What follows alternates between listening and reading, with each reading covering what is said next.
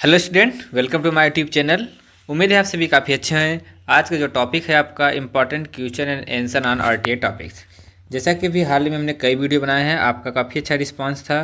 वो आपका जो वीडियो है आपका वो आपके सेंट्रल यूनिवर्सिटी रिक्रूटमेंट एग्जामिनेशन को लेकर के है, स्टेज 2 के पेपर का। तो इसी के बारे में आज बताएंगे। इस वीडियो का कोई भी आपको PDF चाहिए तो हमारे एप्लीकेशन पर आपको मिल जाएगा।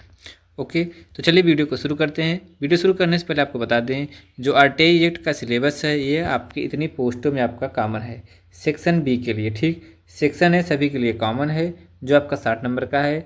40 नंबर का आठ आठ क्वेश्चन आएंगे जो 5-5 नंबर के, उसके लिए जो है कि आपका यहाँ पे आपका आरटीआई एक्ट भी है। आरटीआई का जो एक क्वेश्चन होगा वो मुझे पूरा उम्मीद है आपको इस PDF से मिल जाएगा। अगर आप अच्छे से पढ़ेंगे तो आप क्वेश्चन को अच्छे से कर लेंगे, ठीक है।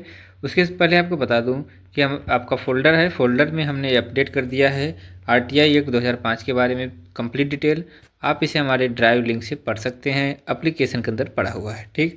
आप उस फोल्डर को ओपन करेंगे जिसमें आपको manuals, frequent question answer, online test और रियल आरटीआई का एग्जाम्पल, उसके साथ में आरटीआई मैनुअल 2019 का जो चीज़ें हैं सभी इसमें दिया गया है। ओके, साथ साथ में जो इस PDF में आपको बताऊंगा, पूरे PDF में आपको दो चीज़ें हैं कि इंपॉर्टेंट सेक्शंस और इम्पॉर्टेंट क्वेश्चन आंसर। ये दो चीज़ें आपको इस पूरे वीडियो में आपको मिलेगा।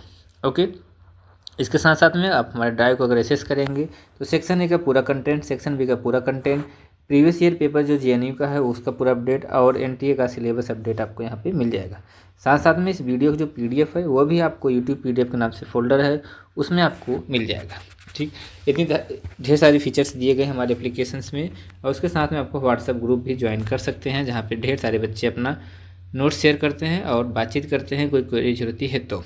ओके, तो सारी चीज़ें हैं एप्लीकेशन में। आप ओपन करेंगे तो आपको यहाँ पे नंबर चीज़ें मिल जाएगा, सारे कंटेंट आपको देखने को मिल जाएगा।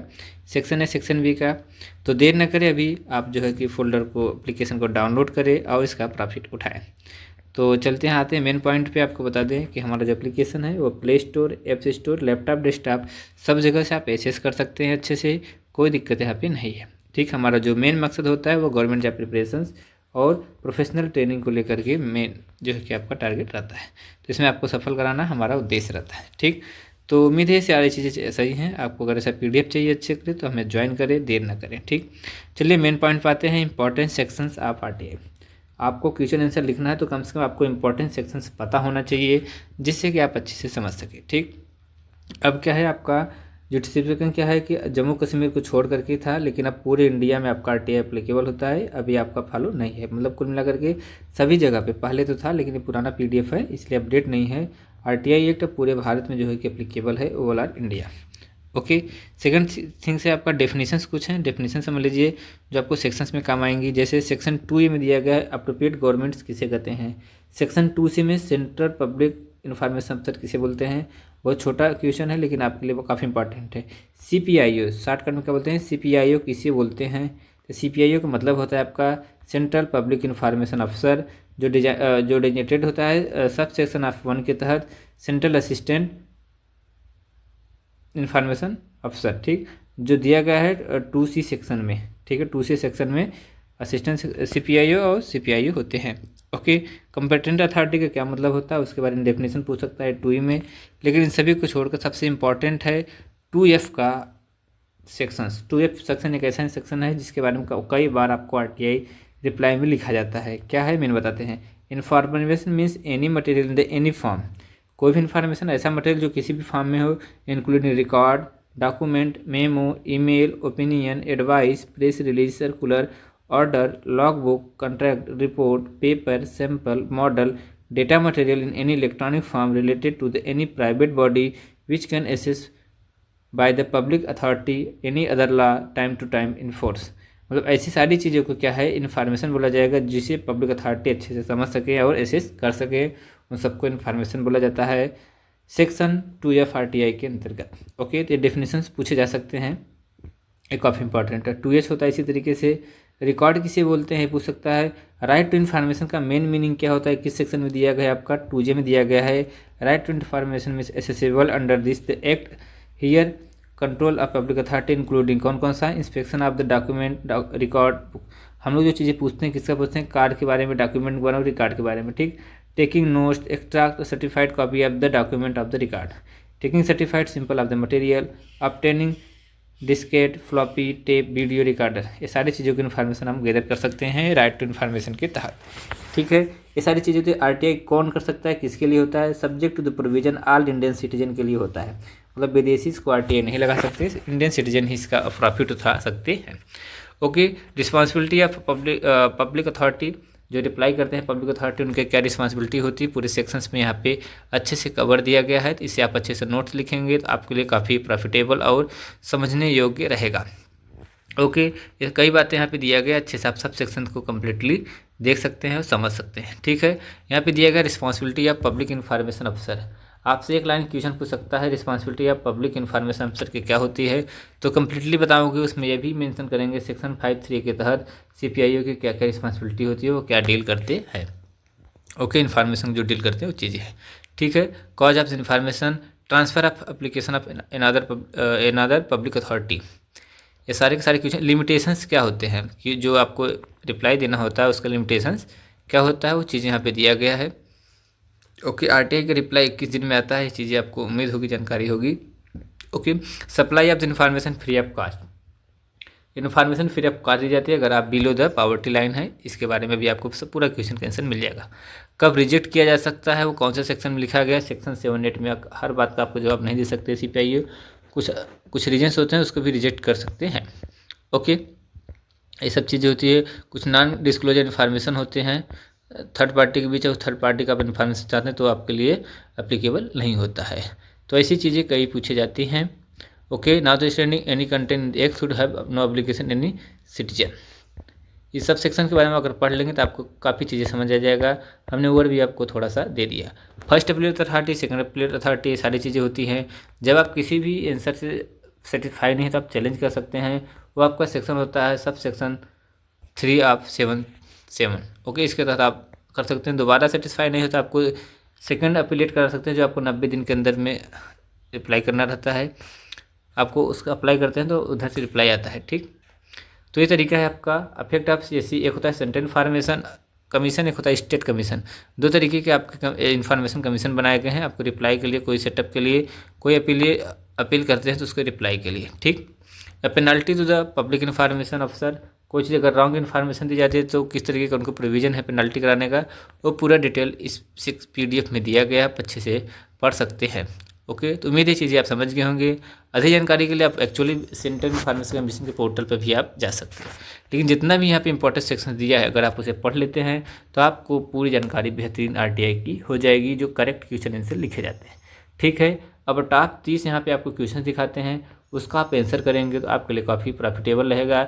जैसे व्हेन डिड RTI कम्स, कब से RTI आई, RTI के अंदर क्या कवर होता है, फाइल नोटिंग क्या होती है, इन्फॉर्मेशन क्या होता है डेफिनेशन की, ये सारे के सारे आपको यहाँ पे इंपॉर्टेंट क्वेश्चंस दिए गए हैं। इसे एक बार ज़रूर आप प्रैक्टिस कर लीजिए, क्योंकि प्रैक्टिस आपको बहुत अच्छे से मार्क्स दिलाएगी, आपको सक्सेस दिलाएगी। ठीक, अब आते हैं यहाँ पे आपको देखेंगे क्वेश्चन और आंसर दोनों दिया गया है। When did RTI come in the force, RTI कब आपका प्रभाव में आया, तो इसका करेक्ट आंसर क्या होगा देख लीजिए। क्या right information come fully in 12 अक्टूबर 2005 को, 12 अक्टूबर 2005 को 120। ओके, ये है आपका some provision in the force in immediate, कुल मिला के आपको डेटा 12 अक्टूबर 2005 को फोर्स में आया था। Okay, who cover the under RTI act, the act extended whole of India, Jammu Kashmir भी अब आ गया है, तो कुल मिला करके है आपका पूरे भारत ऑल इंडिया एप्लीकेबल होता है। Okay, are file routine included in the defined of information, इसमें दिया गया है। If any law under the public PSU है, तो PSU कौन कौन से PSU है, maximum PSU fall in the with in the criteria public authority, public authority में PSU आती है। आप किसी भी लिमिटेड कंपनी जो सरकार की है उससे भी कोई क्वेरीज पूछ सकते हैं, अगर पॉसिबल होता है सारे का जवाब आपको मिलता है। ठीक, तो इस तरीके आपके क्वेश्चंस पूछे जाते हैं, आपको आंसर आपको आराम से करना है, तो सभी पढ़िए और अच्छे से करिए। ठीक है, इससे आपको बेहतरीन जानकारी मिलेगी। Okay, can government office can access the annual confidential report under the RTI act, इसमें प्रोविजन में कुछ चीज़ों को कॉन्फिडेंशियल रखा है, वो आपका एग्जीक्यूटेड होता है, जो सेक्शन 8 के तहत, सेक्शन 8 I1J के तहत कुछ कॉन्फिडेंशियल चीज़ों को आप RTI के तहत नहीं मंगा सकते हैं। तो कुल मिलाकर के ऐसे क्वेश्चंस पूछे जाएंगे, आप उसका उत्तर के लिए तैयार रहें, ऐसे लिखेंगे तो आपको बेहतरीन नंबर मिलेगा। मान लीजिए क्वेश्चन पूछ लिया गया, what will not be the publication of the manual under the for या वेरी डिफिकल्ट और बाउंडलेस, तो उसका करेक्ट आंसर इस तरीके से आपको लिखा जाएगा। ओके, तो उम्मीद है चीज़ें आप समझ गए होंगे। कोई और क्वेरीज हो तो आप हमारे कमेंट सेक्शन में पूछ सकते हैं, वहाँ पे आपको ढेर सारी जानकारियाँ दी जाएंगी।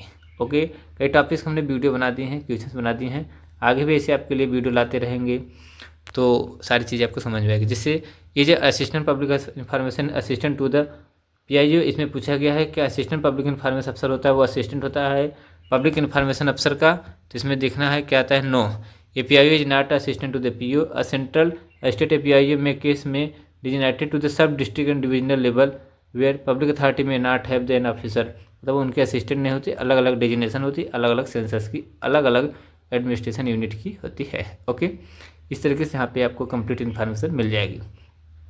जो क्वेश्चन आंसर है इस तरीके से आपको अगर अच्छे से पढ़ेंगे तो आपको बेहतरीन नंबर मिलेगा, ये मुझे पूरा होता है, क्योंकि इतने तरीके से आपको यहाँ पे क्वेश्चन डिजाइन से उसका आंसर दिया गया है कि आप उसे पक्का समझ जाएंगे। ओके, तो यहाँ पे सारा क्वेश्चन था।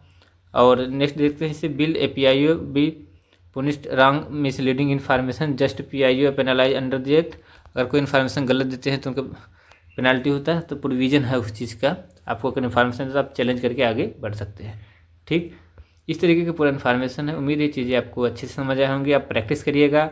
RTI एक्ट का पूरा PDF मिल जाएगा एप्लीकेशन में, उसे ज़रूर देखिएगा अच्छे से, क्योंकि आप अच्छे से देखेंगे तब आपको आगे ही प्रैक्टिस कर पाएंगे। First appeal authority, second appeal authority, ये सारी चीज़ें डेफिनेशंस पूछे जाती हैं, इसको आप याद करेंगे। थर्ड पार्टी अपीलेट, इन सबको आपको बेहतरीन तरीके से लिखना है। जब आप लिखेंगे तभी समझ पाएंगे किसकी क्या ड्यूरेशन है। जैसे किसी का 30 दिन है आपका एक्सपायर डेट होने से, सेकंड अपीलेट आप 90 दिन के अंदर लगा सकते हैं, और थर्ड पार्टी अपीलेट आप 90 दिन के अंदर डिसीजन के होना चाहिए फर्स्ट अपीलेट की तुलना में। ये सारी डेट का आपका टाइमिंग दिया गया है, इसका आप स्क्रीनशॉट ले सकते हैं चाहे तो। ओके, तो ये सारी चीज़ें हैं दिए गए हैं इसमें। और there is no limit time of prescribe of the deciding second appellate, second appellate का कब डिसीजन है इसके बारे में कोई टाइम लिमिट नहीं है। तो ये सारी चीज़ें हैं, मेरी सारी चीज़ें आप समझ गए होंगे। ऐसे आपको अच्छे कंटेंट के लिए आप हमारे ड्राइव पे जा सकते हैं, वहाँ पे कोर्स को ज्वाइन करने के बाद इसे अच्छे से एसेस कर सकते हैं। RTI एक्ट को, RTI एक्ट में आपका ऑनलाइन टेस्ट की भी कई चीज़ें डाल दी गई हैं जो पब्लिक डोमेन में अवेलेबल हैं। रियल RTI एग्जाम्पल है जो हमने खुद लगा है, उसका कैसा फॉर्मेट आता है वो भी चीज़ दिया गया है। कोई RTI लिखने का उत्तर देने के लिए भी आप यूज कर सकते हैं। ओके, ये सारी चीज़ें हैं। लेटेस्ट मैनुअल जरूर पढ़ लीजिएगा, जिसमें आपको जम्मू कश्मीर के तमाम चीज़ों के बारे में यहाँ पे दिया गया है, उसको भी आप एक बार फॉलो कर लीजिएगा ताकि आपको क्वेश्चन आंसर करने में आसानी रहेगी। तो उम्मीद है आप समझ गए होंगे। ऊपर की वीडियो हमने 2 चीज़ें बताई, इंपॉर्टेंट सेक्शन और इंपॉर्टेंट क्वेश्चन एंड आंसर, तो दोनों चीज़ों को कर लीजिए, आपको अच्छे नंबर्स जरूर मिलेंगे। ये चीज़ें था, तो कोर्स को ज्वाइन करना बिल्कुल ना भूलें, क्योंकि यहाँ पे काफ़ी अफोर्डेबल प्राइस में आपको दिया जाता है कोर्स को, सेक्शन सेक्शन भी, और काफ़ी बच्चे ज्वाइन किए हैं, आप जो कि इसको ज्वाइन करके खुद फिल कर सकते हैं। एप्लीकेशन जो है हमारा आपका play store, apps store, laptop, सब जगह पे आपका ये एक्सेस कर सकते हैं, कोई दिक्कत नहीं है। तो हमारा जो टारगेट होता है आपकी गवर्नमेंट जॉब प्रिपरेशन को अच्छे से कराना, साथ में प्रोफेशनल ट्रेनिंग को भी फैसिलिटी प्रोवाइड कराते हैं। मिलते हैं किसी और वीडियो में। उम्मीद है पूरा वीडियो आपको अच्छे से समझ आया होगा और अच्छा मार्क्स लाने की कोशिश करेंगे। ओके, तो मिलते हैं किसी और वीडियो में, तब तक के लिए जय हिंद, जय भारत।